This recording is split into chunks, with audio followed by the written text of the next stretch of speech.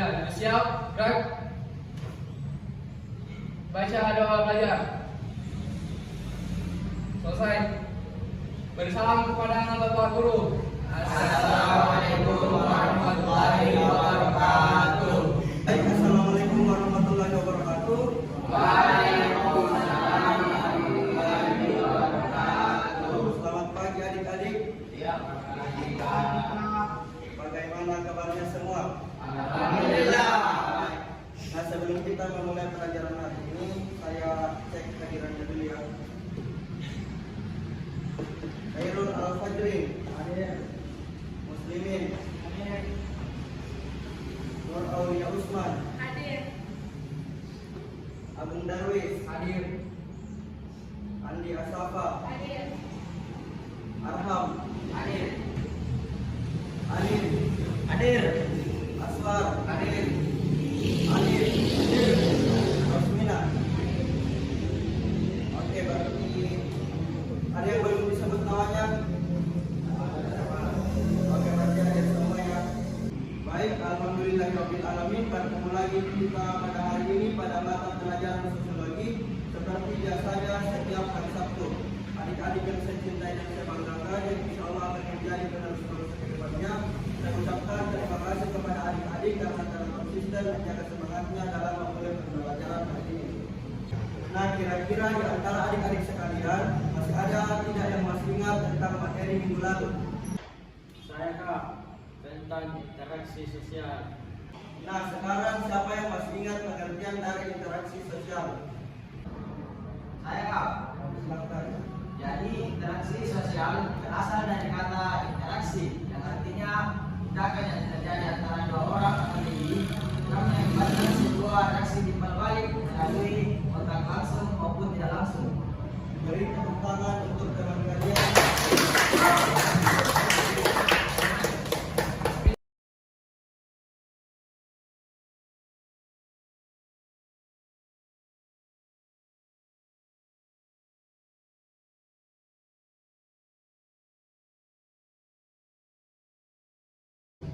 Nah, setelah adik-adik melihat slide pertama pada PPT di atas, kira-kira siapa yang dapat menebak topik pembelajaran kita pada hari ini? Saya Kak, Ya, silakan. tentang penyimpangan sosial. Nah, betul sekali, materi yang akan kita pelajari pada hari ini adalah materi tentang penyimpangan sosial. Sebelum kita melangkah lebih dalam lagi, terlebih dahulu saya akan menyampaikan kompetensi dasar yang akan kita capai hari ini. Adapun kompetensi dasar yang akan kita capai adalah KD3 memahami serta mengidentifikasi faktor penyebab terjadinya penyimpangan sosial, serta KD4 menerapkan norma yang mencegah terjadinya penyimpangan sosial. Nah, itulah dia kompetensi dasar yang akan kita capai hari ini. Baik adik-adik, silakan adik-adik perhatikan materi di atas karena materi ini yang akan mengantarkan kita pada inti pelajaran hari ini.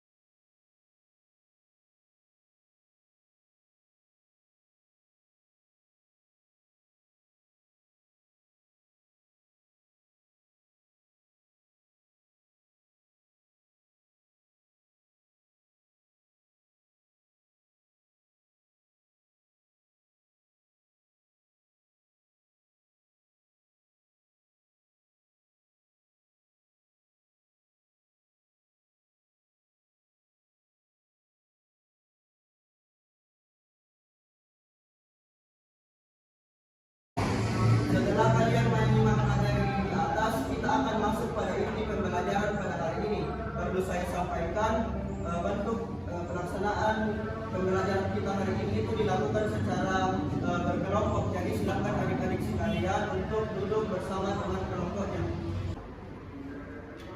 Bagaimana dengan pembagian kelompoknya, Kak? Nah, kelompok yang akan kita pakai hari ini itu masih bersamaan dengan kelompok yang kita pakai pada pertemuan sebelumnya. Jadi silakan adik-adik duduk dengan teman kelompoknya.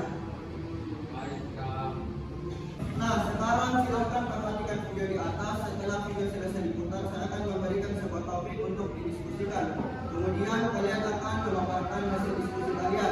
mengerti?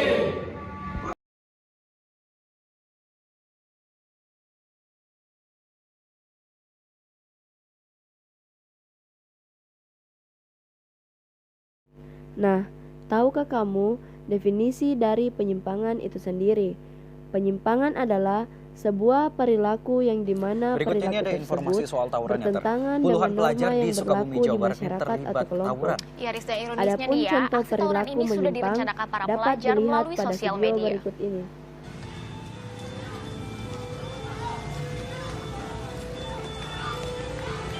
Aksi tawuran ini melibatkan para pelajar dari SMK Bina Teknik dan SMK Pasundan, Sukabumi, Jawa Barat. Tawuran terjadi di Pelabuhan 2 Februari silam. Warga sekitar nih bahkan ketakutan dan satu pelajar luka parah. Iya, ada buntut dari insiden ini, 30 pelajar yang terlibat langsung digiring ke kantor polisi. Jumat siang, 4 diantaranya menjadi tersangka dan mirisnya insiden ini ternyata direncanakan para pelajar melalui aplikasi WhatsApp. Dan atas kasus ini, mereka pun terancam gagal mengikuti ujian nasional berbasis komputer pada bulan Maret ini. Sekolah Bina Teknik itu 3 orang, yang dari SMK Pasundan sendiri 1 orang.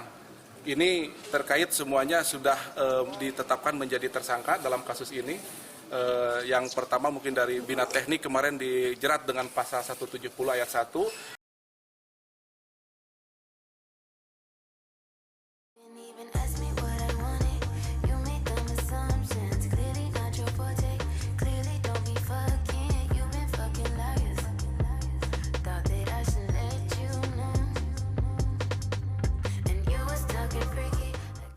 Nah, mungkin waktu diskusi kalian sudah cukup. Sekarang silakan kalian mengutus satu perwakilan untuk mempresentasikan hasil diskusi kalian. Bismillahirrahmanirrahim. Saya perwakilan dari kelompok 1. Saya akan memaparkan materi dari kelompok saya. Jadi pengertian penyimpangan sosial adalah sebuah perilaku tercela yang berada di luar batas toleransi bagi sejumlah orang atau kelompok. Contoh penyimpangan: penyalahgunaan obat terlarang. Penyimpangan ini awalnya disebabkan oleh rasa iseng ingin mencoba, ingin tampil beda, hingga kurang beda yang berujung pada adiksi atau ketergantungan. Adapun cara mencegahnya, yaitu selalu melakukan hal positif dan jangan coba-coba untuk mendekati hal tersebut. Mencari lingkungan pergaulan yang mendorong ke arah positif, serta mencari tahu dampak yang ditimbulkan ketika kita menyalahgunakan obat tersebut. Sekian dari kelompok kami. Baik, selanjutnya kami dari kelompok 2 ingin membacakan hasil diskusi kami.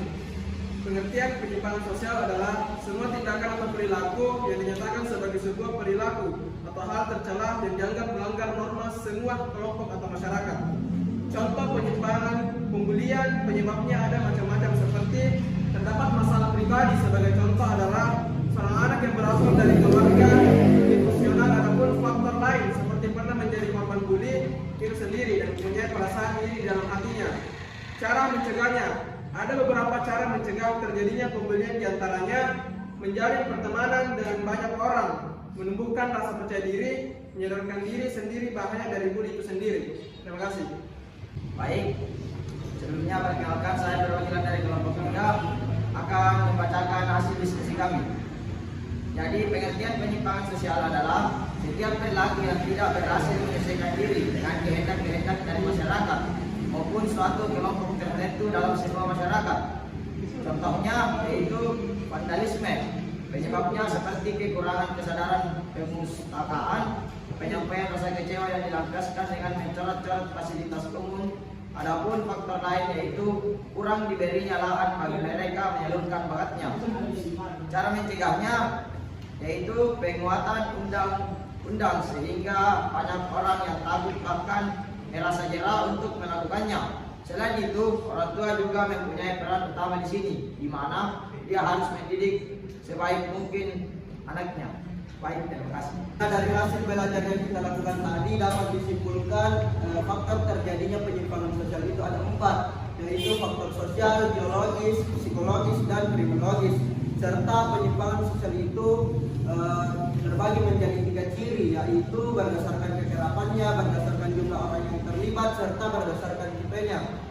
Nah, dari diskusi sampai presentasi yang adik-adik lakukan tadi, dapat saya simpulkan bahwa diskusi hari ini itu berjalan baik, namun masih ada adik-adik yang kurang aktif pada diskusi ini. Jadi saya harap pada diskusi selanjutnya itu dapat adik-adik ini lebih aktif lagi.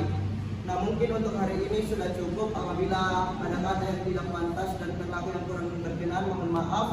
Cukup sekian dari saya. Wassalamualaikum warahmatullahi wabarakatuh. Kuliah, siap, gerak. Beri salam kepada Bapak Guru.